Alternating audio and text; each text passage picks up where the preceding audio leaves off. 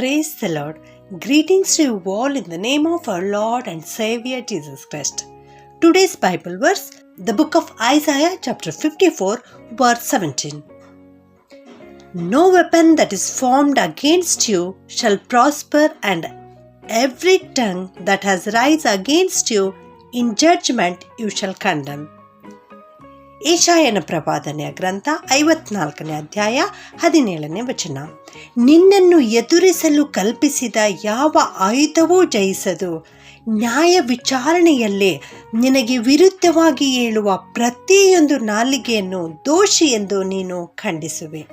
ಇಲ್ಲಿ ಸೈತಾನನು ನಮ್ಮ ವಿರೋಧವಾಗಿ ಅನೇಕ ಆಲೋಚನೆಗಳನ್ನು ಮಾಡುವನು ಎನ್ನುವಂಥದ್ದನ್ನು ನಾವು ನೋಡುತ್ತೇವೆ. ಇಲ್ಲಿ ದೇವರ ವಾಕ್ಯದಲ್ಲಿ ನಮಗೆ ತಿಳಿಸ್ತಾ ಇದೆ, ದೇವರ ಮಕ್ಕಳ ವಿರೋಧವಾಗಿ ಸೈತಾನನು ಎಷ್ಟೇ ಆಯುಧಗಳನ್ನು ಉಪಯೋಗಿಸಿದರು, ದೇವರ ಮಕ್ಕಳನ್ನು ಬೀಳಿಸಲು, ದೇವರ ಮಕ್ಕಳನ್ನು ಹಾಳು ಮಾಡಲು, ದೇವರ ಮಕ್ಕಳನ್ನು ನಾಶ ಮಾಡಲು ಸೈತಾನನು ಎಷ್ಟೇ ಪ್ರಯತ್ನ ಮಾಡಿದರೂ ಕೂಡ ಅವನು ಪ್ರಯತ್ನಿಸುವ ಯಾವ ಪ್ರಯತ್ನವೂ ಕೂಡ ಸಫಲವಾಗದು.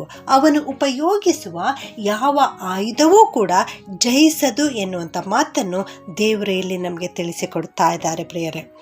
ಇದನ್ನು ನೀನು ಜ್ಞಾಪಕದಲ್ಲಿಟ್ಟುಕೋ. ಏನೆಂದರೆ ನಿನ್ನ ವಿರುದ್ಧವಾಗಿ ಮಾಡುವಂತಹ ಪ್ರತಿಯೊಂದೊಂದು ಸೈತಾನನ ಕಾರ್ಯಗಳನ್ನು ಹಿಡಿದುಕೊಂಡು ಎಲ್ಲವೂ ದೇವರ ಹತೋಟಿಯಲ್ಲಿದೆ ಪ್ರಿಯರೇ. ಈ ವಾಕ್ಯದ ಅರ್ಥವೇನೆಂದರೆ, ಇಲ್ಲಿ ವಿಶೇಷವಾಗಿ ನಿನ್ನ ವಿರುದ್ಧವಾಗಿ ಕಲ್ಪಿಸಿದ ಯಾವ ಆಯುಧವೂ ಕೂಡ ಜಯಿಸದು. ಈ ವಾಕ್ಯ ವಿಶೇಷವಾಗಿ ಇಸ್ರಾಯೇಲರ ಕುರಿತು ಹೇಳಲ್ಪಟ್ಟಾಗ್ಯೂ ಕೂಡ ಇಂದು ಈ ಲೋಕದಲ್ಲಿ ಯಾರೆಲ್ಲ ಕ್ರಿಸ್ತನನ್ನು ನಂಬಿರುತ್ತಾರೋ, ಯಾರು ಬಿಲೀವರ್ಸ್ ಆಗಿರುತ್ತಾರೋ ಅವರಿಗೆ ಈ ಮಾತು ತಿಳಿಸಲ್ಪಡ್ತಾ ಇದೆ.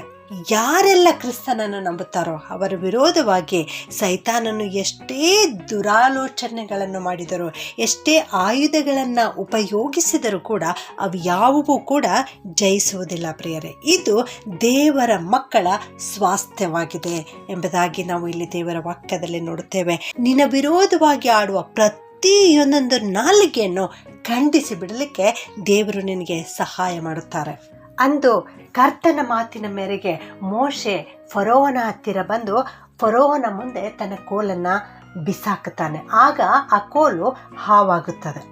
ಅದೇ ಅದ್ಭುತವನ್ನು ಐಗುಪ್ತದಲ್ಲಿರುವ ಮಂತ್ರವಾದಿಗಳು ಕೂಡ ಮಾಡುತ್ತಾರೆ. ಆದರೆ ಮುಂದೆ ಏನಾಯಿತು? ಮೋಶೆಯ ಕೋಲು ಮತ್ತು ಆ ಮಂತ್ರವಾದಿಗಳ ಕೋಲು ಅಲ್ಲಿ ಕೆಳಗೆ ಹಾಕಲ್ಪಟ್ಟಾಗ ಅವು ಹಾವುಗಳಾದವು. ಆದರೆ ಅಲ್ಲಿ ಒಂದು ವ್ಯತ್ಯಾಸ ನಡೆಯುತ್ತಾ ಇದೆ. ಏನೆಂದರೆ, ಮೋಶೆಗೂ ಮತ್ತು ಮಂತ್ರವಾದಿಗಳ ನಡುವೆ ಹೋರಾಟ ನಡೆಯುತ್ತಾ ಇದೆ. ಅದೇ ಸಮಯದಲ್ಲಿ ಕೆಳಗೆ ಹರಿದಾಡುತ್ತಿರುವಂತಹ ಹಾವುಗಳ ನಡುವೆಯೂ ಕೂಡ ಹೋರಾಟ ನಡೆಯುತ್ತಾ ಇದೆ. ಅಲ್ಲಿ ಆ ಹೋರಾಟದಲ್ಲಿ ಯಾರು ಜಯ ಹೊಂದಿದರು? ಮೋಶೆಯ ಕೋಲು. ಮೋಶೆಯ ಮೂಲಕವಾಗಿ ಸೃಷ್ಟಿಸಲ್ಪಟ್ಟ ಆ ಹಾವು ಆ ಮಂತ್ರವಾದಿಗಳ ಮೂಲಕವಾಗಿ ಸೃಷ್ಟಿಸಲ್ಪಟ್ಟ ಹಾವುಗಳನ್ನು ನುಂಗಿಬಿಟ್ಟವು ಪ್ರಿಯರೇ. ಹೌದು, ಇಲ್ಲಿ ಜಯ ಕರ್ತನಿಗೆ ಉಂಟಾಯಿತು. ಹೌದು, ದೇವರ ನಾಮಕ್ಕೆ ಸ್ತೋತ್ರ ಉಂಟಾಗಲಿ. ದೇವರು ಜಯವನ್ನು ಕೊಡುವಂಥ ದೇವರು. ನಿನ್ನ ವಿರೋಧವಾಗಿ ಮಂತ್ರವಾದಿಗಳು, ಸೈತಾನನು, ದುಷ್ಟ ಜನರು ಎಷ್ಟೇ ಆಯುಧಗಳನ್ನು ಉಪಯೋಗಿಸಿದರೂ ಕೂಡ ಅವು ಯಾವುವು ಕೂಡ ಜಯಿಸದಂತೆ ದೇವರು ಸಹಾಯ ಮಾಡ್ತಾರೆ. ಮಂತ್ರವಾದಿಗಳು ತಮ್ಮ ಕೈಯಲ್ಲಿರುವಂಥ ಆ ಪಿಶಾಚಿಗಳನ್ನು ಉಪಯೋಗಿಸಿಕೊಂಡು ಕೆಲವೊಂದು ಅದ್ಭುತಗಳನ್ನು ಮಾಡಬಹುದು. ಮತ್ತು ದೇವಜನರ ವಿರೋಧವಾಗಿ ಕೇಡು ಮಾಡಲಿಕ್ಕೆ ಆ ಮಂತ್ರವಾದಿಗಳು ಬಯಸಬಹುದು. ಆದರೆ ಅಂತ್ಯದಲ್ಲಿ ಏನಾಗುತ್ತದೆ? ಆ ಮಂತ್ರವಾದಿಗಳ ಶಕ್ತಿ ಸೋತು ಹೋಗುತ್ತದೆ. ನಿನ್ನ ನಂಬಿಕೆ, ನಿನ್ನ ಶಕ್ತಿ, ನಿನ್ನ ಕೋಲು, ನಿನ್ನ ಆಯುಧ, ನೀನು ದೇವರಲ್ಲಿ ನಂಬಿಗಸ್ತನಾಗಿ ಜೀವಿಸುವಾಗ ಆ ಸೈತಾನನ ಕಾರ್ಯ, ಆ ಮಂತ್ರವಾದಿಗಳ ಕಾರ್ಯ ಎಲ್ಲವೂ ಲಯವಾಗಿ ಹೋಗುತ್ತವೆ ಪ್ರಿಯರೇ. ಆದುದರಿಂದಲೇ ಕರ್ತನು ಇವತ್ತು ನಿನಗೆ ಹೇಳ್ತಾ ಇದ್ದಾರೆ, ನಿನ್ನನ್ನು ಎದುರಿಸಲು ಕಲ್ಪಿಸಿದ ಯಾವ ಆಯುಧವೂ ಜಯಿಸದು ಎಂಬುದಾಗಿ. ಪ್ರಾರಂಭದಲ್ಲಿ ನಾವು ನೋಡ್ತೇವೆ, ಮೋಶೆಗೆ ವಿರುದ್ಧವಾಗಿ ಆ ಮಂತ್ರವಾದಿಗಳು ಕೆಲವು ಅದ್ಭುತಗಳನ್ನು ಮಾಡಿದರು. ತಮ್ಮ ಮಾಟ ಮಂತ್ರಗಳಿಂದ ಕಪ್ಪೆಗಳನ್ನು ಬರಮಾಡಿದರು. ಆದರೆ ಮುಂದೆ ಮೋಶೆ ಹೇನುಗಳನ್ನು ಬರಮಾಡಿದಾಗ ಆ ಮಂತ್ರವಾದಿಗಳಿಂದ ಅವುಗಳನ್ನು ತರಲಿಕ್ಕೆ ಸಾಧ್ಯವಾಗಲಿಲ್ಲ, ಅವುಗಳನ್ನು ನಿಯಂತ್ರಿಸಲಿಕ್ಕೆ ಸಾಧ್ಯವಾಗಲಿಲ್ಲ. ಅದೇ ರೀತಿಯಲ್ಲಿ ನನ್ನ ಪ್ರಿಯ ದೇವಜನರೇ, ಕೆಲವು ವೇಳೆಗಳಲ್ಲಿ ಮಂತ್ರವಾದಿಗಳು ನಿಮ್ಮನ್ನು ಎದುರಿಸಬಹುದು, ಮಂತ್ರಗಳ ಮೂಲಕವಾಗಿ ನಿಮ್ಮನ್ನು ಲಯ ಮಾಡಲಿಕ್ಕೆ ಪ್ರಯತ್ನ ಮಾಡಬಹುದು. ಆದರೆ ನೀವು ಕ್ರಿಸ್ತನಿಗೆ ನಂಬಿಗಸ್ತರಾಗಿ ಜೀವಿಸಿರಿ, ಉಪವಾಸ ಪ್ರಾರ್ಥನೆ ಮಾಡಿರಿ. ಸತ್ಯವೇದದಲ್ಲಿ ಹೇಳ್ತದೆ, ಲೋಕದಲ್ಲಿ ಇರುವವನಿಗಿಂತಲೂ ನಿನ್ನೊಳಗೆ ಇರುವಾತನು ಹೆಚ್ಚಿನವನು ಎಂಬುದಾಗಿ. ಹೌದು, ನಿನ್ನಲ್ಲಿ ಯಾರಿದ್ದಾರೆ? ಕ್ರಿಸ್ತನು ನಿನ್ನಲ್ಲಿದ್ದಾರೆ, ಪರಿಶುದ್ಧಾತ್ಮನು ನಿನ್ನಲ್ಲಿದ್ದಾರೆ.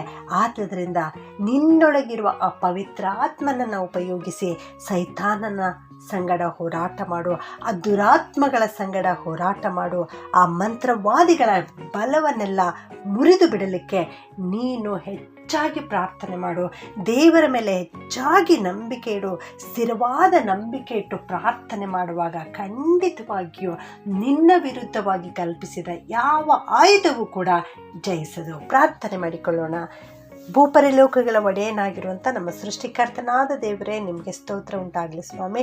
ನಮ್ಮ ವಿರುದ್ಧವಾಗಿ ಕಲ್ಪಿಸಿದ ಯಾವ ಆಯುಧವೂ ಜಯಿಸದು ಎನ್ನುವಂಥ ಮಾತನ್ನು ಇವತ್ತು ನಮಗೆ ಕಲಿಸಿಕೊಟ್ಟದಕ್ಕಾಗಿ ಸ್ತೋತ್ರ ಸಲ್ಲಿಸುತ್ತೇವೆ ಕರ್ತನೆ.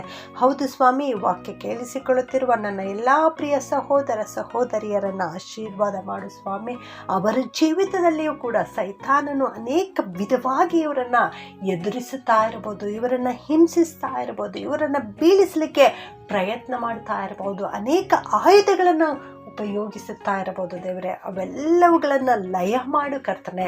ಸೈತಾನನ ಕಾರ್ಯಗಳನ್ನು ಲಯ ಮಾಡುವುದಕ್ಕಾಗಿಯೇ ನೀನು ಪ್ರತ್ಯಕ್ಷನಾದ ದೇವಕುಮಾರನಾಗಿದ್ದೀಯಪ್ಪ. ಅದಕ್ಕಾಗಿ ನಿನಗೆ ಸ್ತೋತ್ರಪ್ಪ. ನಿನ್ನ ಪಾದದ ಸನ್ನಿಧಾನದಲ್ಲಿ ಬಂದು ಈ ಜನರಿಗಾಗಿ ಪ್ರಾರ್ಥನೆ ಮಾಡುತ್ತೇವೆ ಸ್ವಾಮಿ. ಸೈತಾನನ ಹತೋಟಿಯಲ್ಲಿರುವಂಥ ಈ ಎಲ್ಲ ಜನರನ್ನು ಬಿಡುಗಡೆಗೊಳಿಸು ಸ್ವಾಮಿ. ಈ ಹೊತ್ತೆ ಯೇಸುವಿನ ನಾಮದಲ್ಲಿ ಅವರಿಗೆ ಬಿಡುಗಡೆಯಾಗಲೆಂಬುದಾಗಿ ಪ್ರಾರ್ಥನೆ ಮಾಡುತ್ತೇನೆ ಕರ್ತನೆ. ಎಲ್ಲ ಸೃಷ್ಟಿ ನಿನ್ನ ಕೈಯಲ್ಲಿದೆ, ಮಾನವನು ಸೈತಾನನು ಎಲ್ಲರೂ ನಿನ್ನ ಕೈಯಲ್ಲಿದ್ದಾರೆ, ನಿನ್ನ ಹತೋಟಿಯಲ್ಲಿದ್ದಾರೆ ದೇವ. ಎಲ್ಲವುಗಳನ್ನು ನಿನ್ನ ಹತೋಟಿಗೆ ತೆಗೆದುಕೊಂಡು ದೇವರೇ, ಈ ಎಲ್ಲ ದೇವ ಮಕ್ಕಳಿಗೆ ನಿನಗೆ ನಂಬಿಗಸ್ತರಾಗಿ ನಡೆಯುವ ಪ್ರಿಯ ದೇವ ಜನರಿಗೆ ನೀನು ಆಶೀರ್ವಾದ ಮಾಡಿ ನಡೆಸಬೇಕಾಗಿ ಯೇಸುವಿನ ನಾಮದಲ್ಲಿ ಬೇಡುತ್ತೇನೆ ತಂದೆಯೇ, ಆಮೆನ್.